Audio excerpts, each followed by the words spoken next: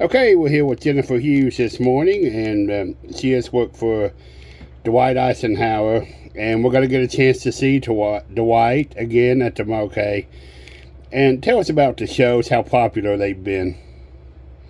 Well, at the Marquee, Dwight has been there 7 times, and they've been sold out shows. So hopefully this time, I think this will be his 8th year there, and if we're lucky, it'll be sellout number 8 at that's just at the Marquee. But Dwight performs all over the country. He just got back from Australia for a weekend show there. He's been to Sweden, Denmark. He's been all over the place. So he's just been everywhere. And he sells out crowds all over the place. Um, Part of our show today on the Roundup is going to be from Tupelo, Mississippi, his hometown. You've been there, and he is a real fan favorite in Tupelo. Can you tell us a little bit about Elvis's hometown and how much they like Dwight there?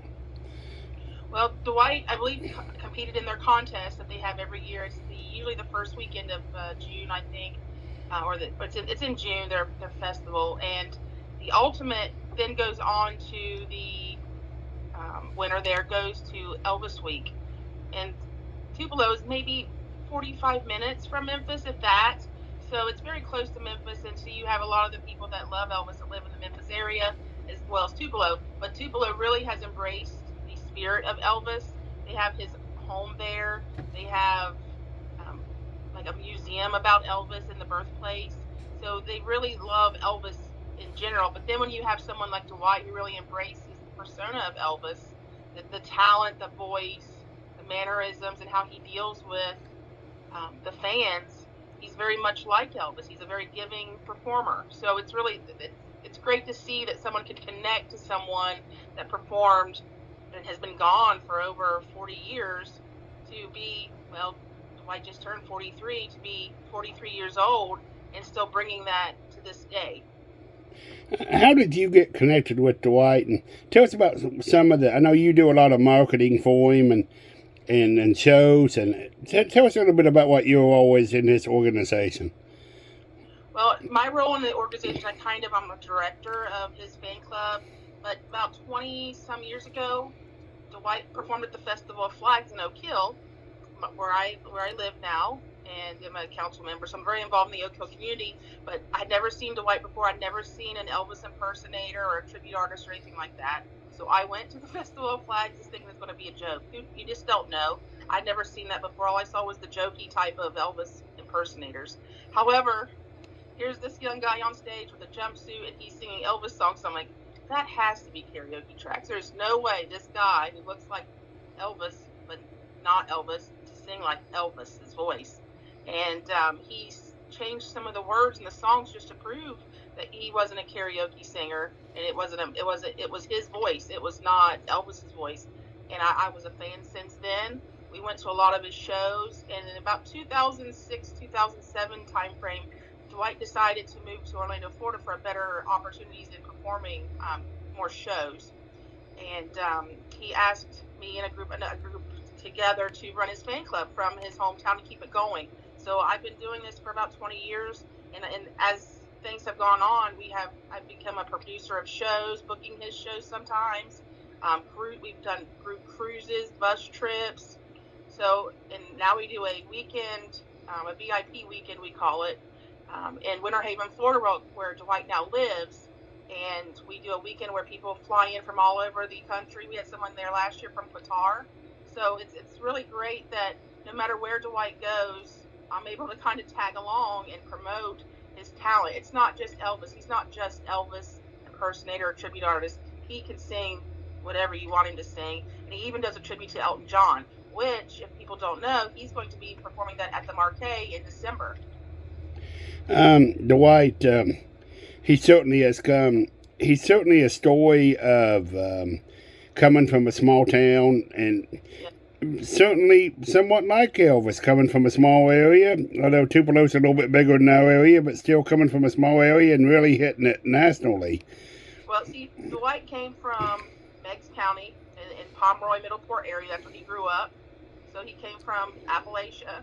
He found that he had a talent in his high school talent show, and there you go. He just took what his talents are and made it work for him, and he's made a good life for him and his wife, and a career, and his family is very supportive. He had a very supportive family through this, so it's been really great to see him evolve, not just as a performer but as a man himself.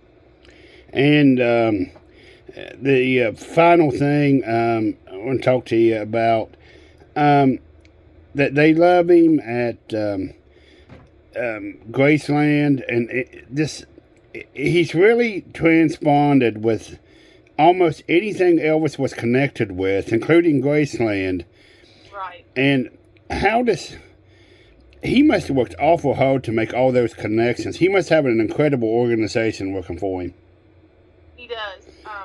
It's very great when Elvis was an entertainer. They kept Elvis's dad kept everything. He made sure that everything was kept, or they had a connection of where to go. So when you go to Graceland, you see artifact after artifact of Elvis's like past fan merchandise, past records, clothing. You have all of that. So when an entertainer like Dwight can go to Elvis's Graceland and see all of that and see the recordings, they're able to give a really true performance of what Elvis may have done when he was on stage.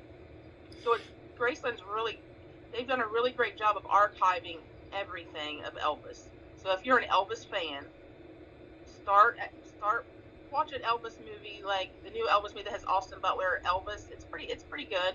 It talks about from the time that Elvis was born until he gets to be Elvis and he passes, but it's got a great deal about that. But it has a good representation of what it may have been like. I wasn't there. I wasn't alive when I was 6 months old. So all I know Elvis is through Dwight. So that's how I've gotten to become an Elvis fan. Is even though I liked Elvis music, I would call myself a mega fan until Dwight was singing. So now I like to play who's singing, Dwight or Elvis, and it's very tough sometimes. But because of Dwight, I've been to Graceland several times. I've taken bus trips with Dwight, a bunch of Elvis fans who are also Dwight fans to Graceland. So it's Elvis connects a lot of people. There are many people in my life I would never have met if I had not had Dwight in my life. And if Dwight didn't have Elvis in his life, we would not have, connected at all. So and there's a big world out there of Elvis fans that come together at festivals all across this country monthly just to go to Elvis festivals. They're all over the place. Okay, Jen, tell us about the big show one more time before we close out. July 6th, right? Right, July 6th. I understand that there's still some VIP tickets left, and that's like when you go in and you get some hors d'oeuvres and things like that. You'll get a picture with Dwight that you'll take home after that evening. He'll sign it if you like him to. He also does a sound check with his band that people will not see him singing. He may sing some Ricky Nelson or other things just to get the microphone adjustments the way he wants it. And then the show's at 7 o'clock. They still have a few tickets left. You can call the Marquee box office at 740-577-3891, or you can go to the Marquee website and get tickets. Okay, well, thank you very much, Jennifer, and looking forward to the show. Thank you. See you soon. Okay, thanks. Bye.